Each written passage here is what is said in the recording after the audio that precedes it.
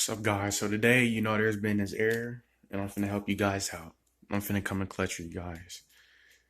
So, you try to buy the 3 months, the 1 month, and a 14-day trial, right? I already have PSN. You can see it right. I already have PSN, but it's a glitch. So, basically, guys, all you want to do is, it's going to give you an error. I already bought it, but say you try to click on it, right? Doesn't work, gives you an error.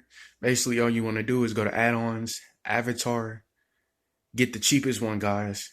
The cheapest one. I think the cheapest one is 49 cents.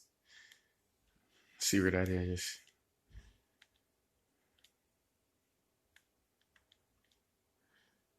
Just give me a second, guys. It should pop up. Wait, just saw it. Boom. Buy this one. Click on it. In your cart, it's going to say 2 items. You're going to have the free PSN, right? And you're going to have this avatar. Once you buy this avatar, guys, it should 95% work. If it doesn't work, then I'm sorry, but you got to go GameStop. But I'm 95% sure it works because I just did it, guys. So I hope this helps. And be sure to like and subscribe, and more videos is on the way. Thank you.